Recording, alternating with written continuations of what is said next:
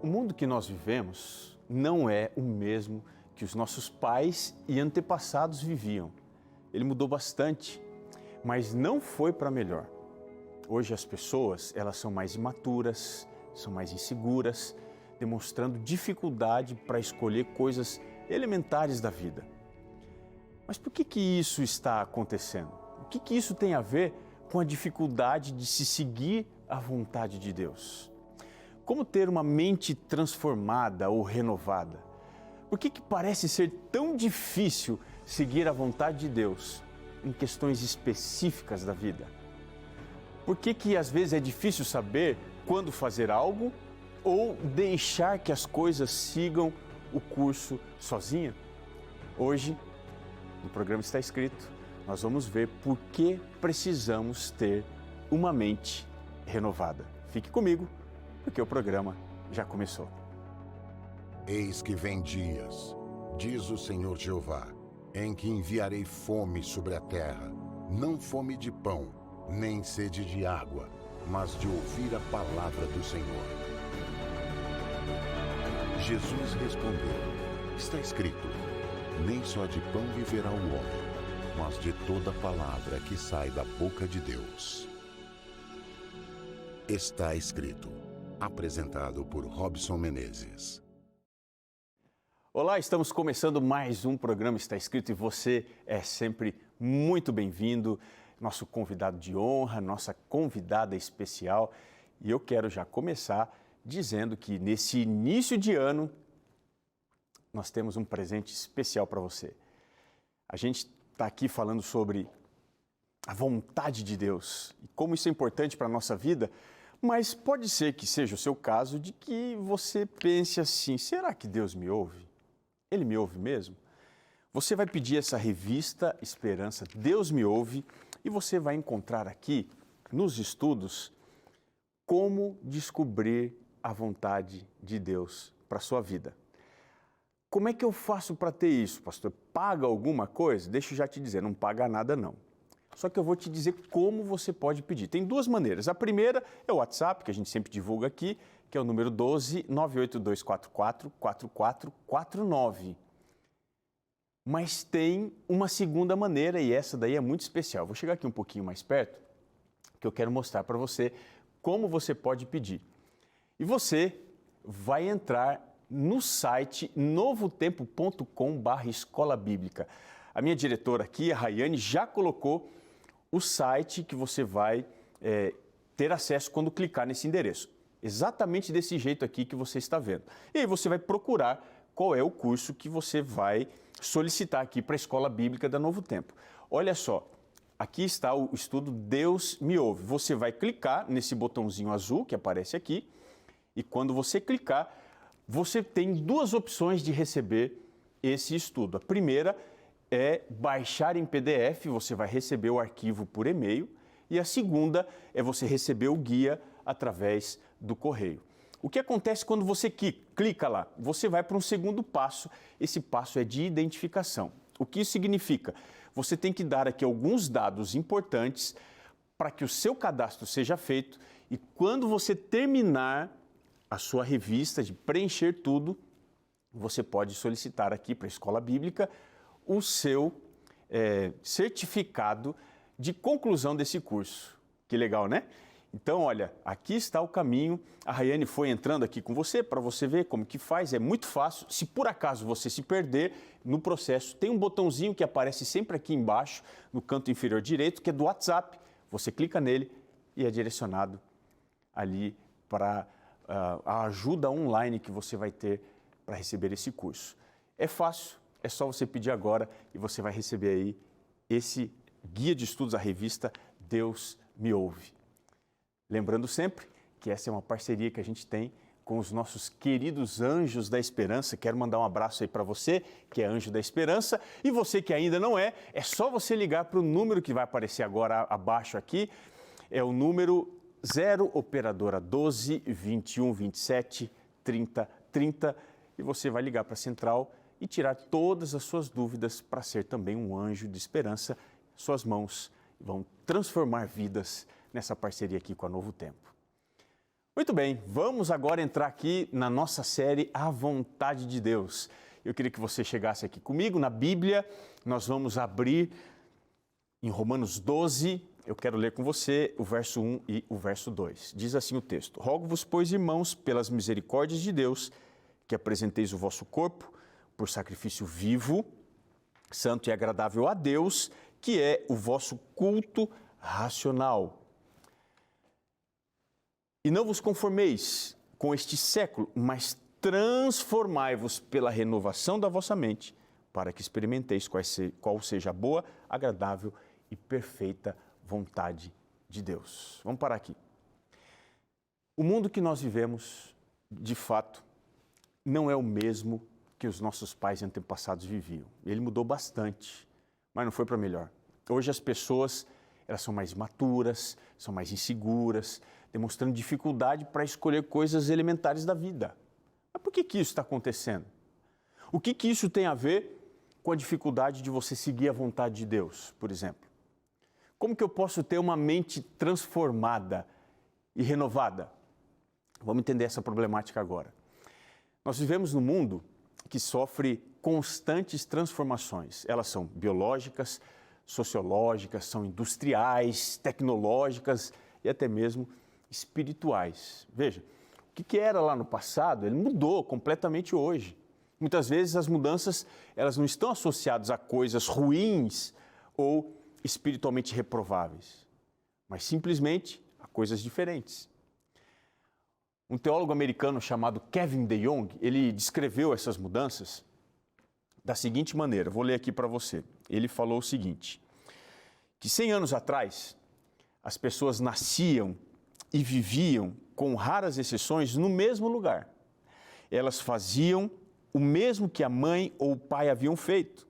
O mais provável, no caso dos homens, é que fossem trabalhar no campo, enquanto que as mulheres criavam os filhos, além de ajudar na fazenda. 100 anos atrás, ele diz, os jovens se casavam com alguém da sua cidade.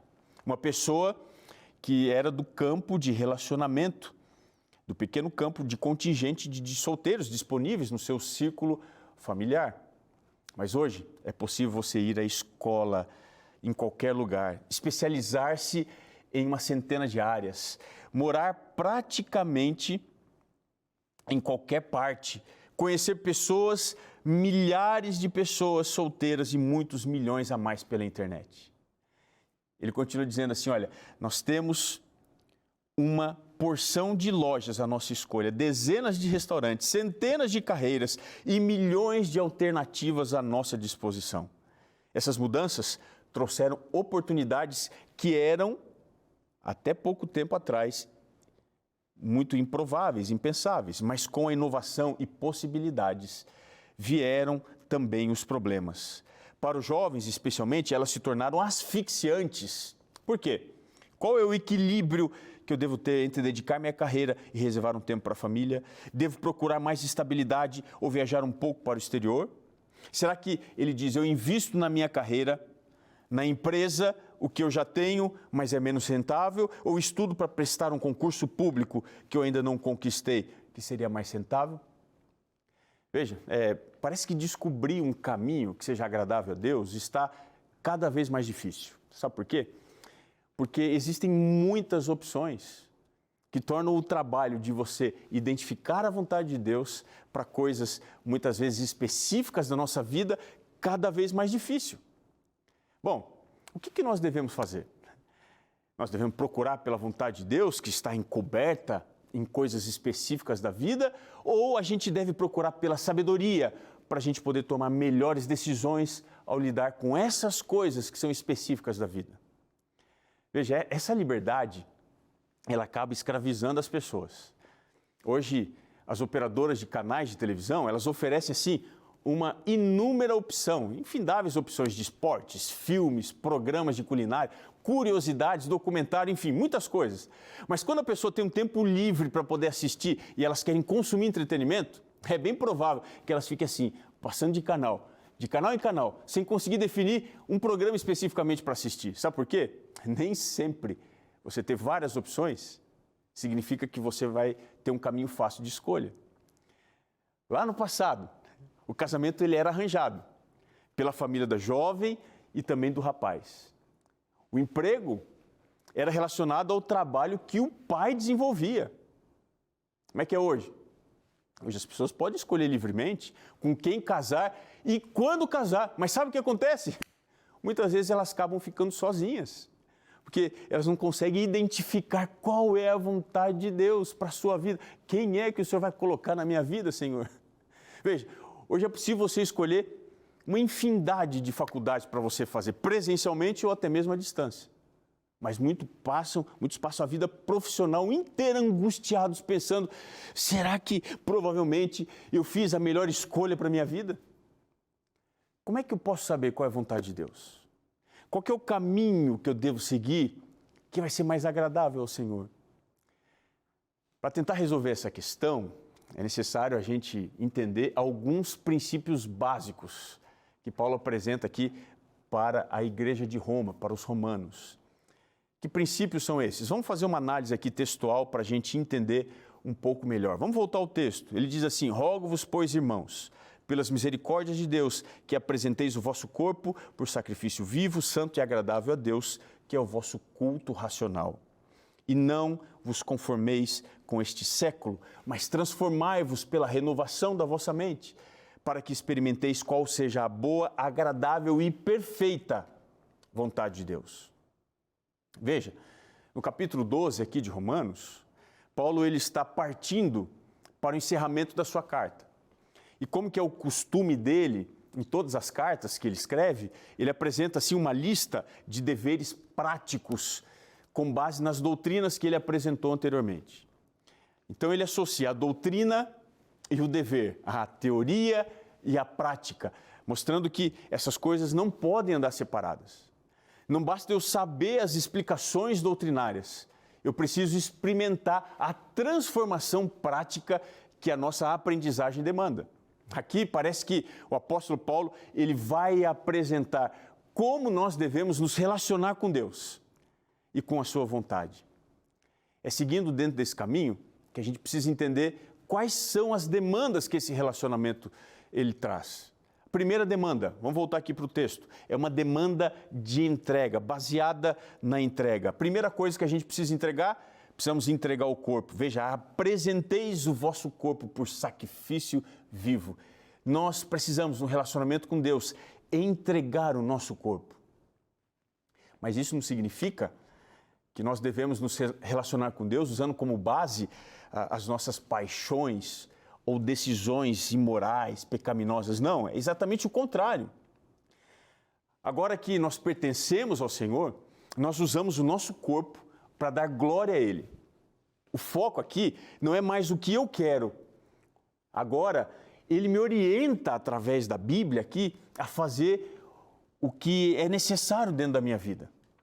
O nosso corpo, Paulo mesmo fala na primeira carta aos Coríntios, capítulo 6, verso 19 e 20, que ele é o templo do Espírito Santo. O que isso significa?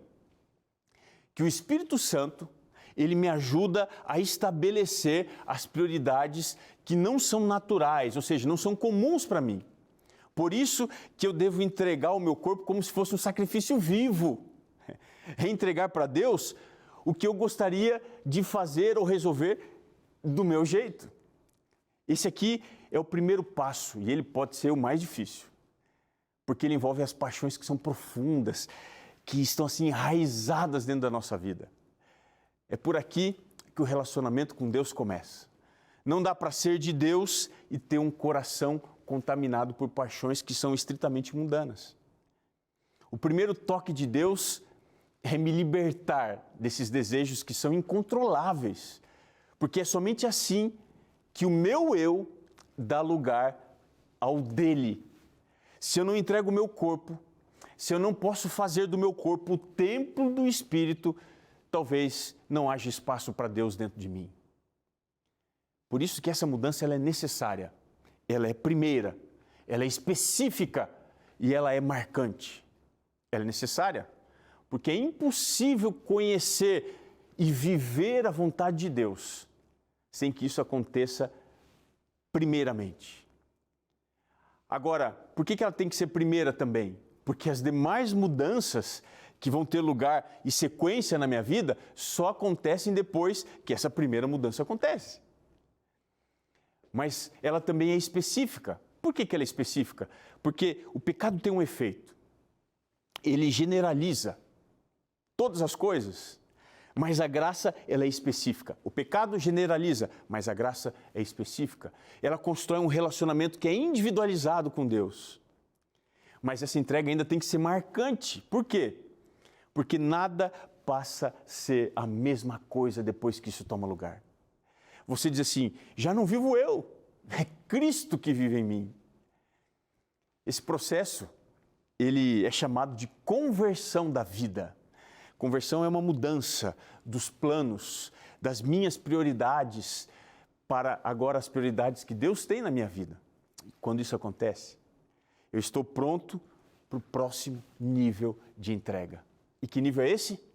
É a entrega de um sacrifício vivo. O que é um sacrifício vivo? O sacrifício vivo significa que eu devo consagrar a Deus as minhas decisões e os meus pensamentos. Enquanto eu vivo, eu procuro seguir a sabedoria que Jesus tinha, a sabedoria que ele manifestava. Provavelmente, ele não vai me dizer o que fazer exatamente, ele não vai me dizer o que fazer especificamente. Mas eu, seguindo os princípios bíblicos, levando em conta os princípios espirituais que ele mesmo, que Jesus seguia, eu posso ser movido pela sabedoria do alto, que vai estar operando em mim. E agora eu posso tomar minhas decisões com o propósito de consagrar tudo o que eu tenho e tudo o que eu sou ao Senhor. O apóstolo Tiago, na sua carta, capítulo 1, verso 5, ele diz exatamente isso. Olha só que interessante. Se, porém, algum de vós necessita de sabedoria, olha o que ele diz, peça a Deus, que a todos dá liberalmente e nada lhes impropera, e ser-lhe-á concedida. Imagine que alguém está precisando mudar de cidade ou de país e está em dúvida qual vai ser a melhor opção. Como é que ele vai fazer para tomar uma decisão que agrade à vontade de Deus, mesmo ele não recebendo uma orientação específica de Deus? Quando eu me deparo assim com situações que trazem dúvidas quanto à melhor forma de cumprir a vontade de Deus, a sabedoria que eu necessito para escolher melhor deve levar em conta alguns princípios. Que princípios são esses? Primeiro princípio, onde eu posso utilizar melhor os meus dons e ao mesmo tempo realizar a vontade de Deus, levando em conta alguém que vai precisar de mudar de cidade ou país. Onde eu posso fazer tudo isso?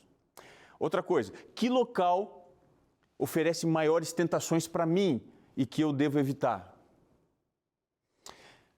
Que lugar oferece melhor oportunidade profissional para me desenvolver? Que local me dará melhores possibilidades para o meu crescimento cristão em uma igreja saudável?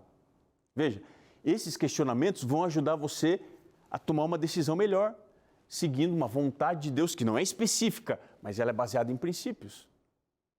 Dessa forma, ainda que eu não tenha especificamente a condição de saber qual é a vontade de Deus, a sabedoria que vem do alto, ela me ajuda a tomar as melhores decisões que irão agradar ao Senhor, claro, me tornando cada vez mais consagrado a Ele. Nessa e outras muitas situações da vida, a gente consegue perceber a necessidade da sabedoria. Porque ela vai definir quais são de fato as nossas prioridades. Quanto que eu posso gastar num imóvel, numa casa ou num carro? Que tipo de educação eu devo dar para o meu filho? Como que eu vou equilibrar o meu tempo com a esposa, com os filhos e com a demanda do trabalho? Veja, essas questões, elas precisam ser enfrentadas com sabedoria. É por isso que ter sabedoria vai te dar condição de viver como se você fosse um sacrifício vivo a Deus. Isso significa que você tem a habilidade de aplicar os preceitos do Senhor às circunstâncias da vida. O sábio é aquele que sabe tornar um mandamento bíblico e aplicá-lo dentro do seu contexto, particularizando dessa forma, através da sabedoria da Bíblia, o seu cotidiano. E aí a gente está diante da terceira necessidade de entrega. Essa entrega, ela demanda de mim um culto racional. Veja, esse culto racional significa literalmente uma adoração que seja espiritual, uma adoração verdadeira. As pessoas, elas oferecem às vezes o que sobra para Deus, mas Ele espera nós, uma verdade de entrega, de adoração, uma integridade em todas as coisas. Mas especialmente Deus espera essa integridade, essa veracidade na nossa adoração. Deus não espera que você faça uma adoração mecanizada, com rezas, com coisas desse tipo. Ele espera que você tenha uma vida de constante reflexão. Esse culto racional indica que eu devo meditar na lei do Senhor de dia e de noite, como diz o Salmo 1, verso 2. Veja, a diferença entre meditação das religiões orientais e a meditação do texto sagrado está no propósito, porque enquanto que nas religiões orientais o objetivo é esvaziar a mente de todas as coisas, na meditação bíblica o objetivo é encher a mente dos textos, das orientações divinas, e isso oferecer um culto racional, verdadeiro, um culto espiritual. Isso é viver em reflexão, decidindo em conformidade com a palavra de Deus, dirigindo as situações do meu cotidiano através desse sobrenatural que é divino. E aí, esse relacionamento com Deus vai ser baseado numa transformação.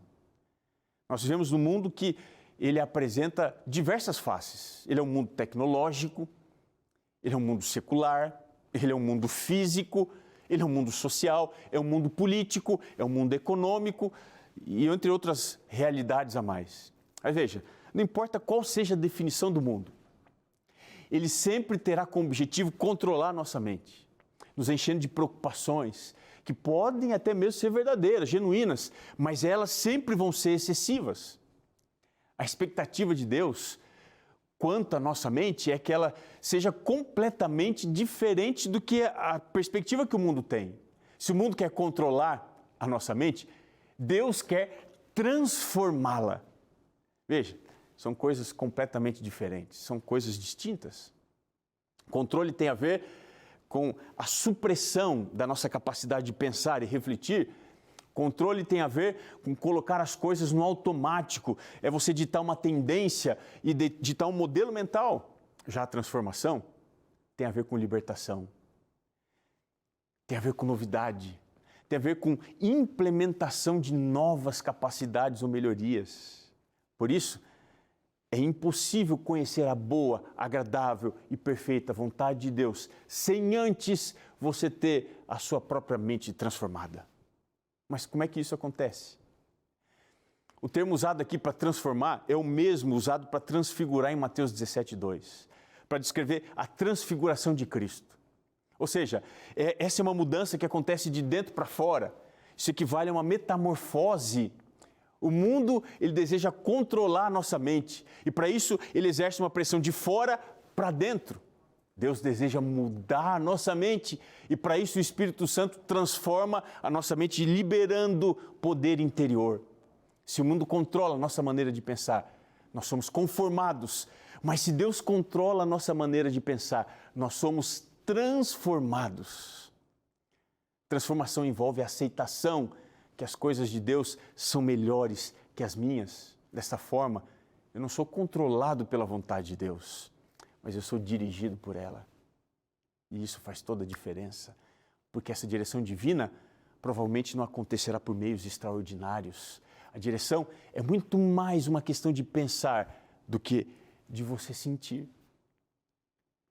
Nesse sentido, quando nós pensamos, nós somos dirigidos pela sabedoria divina.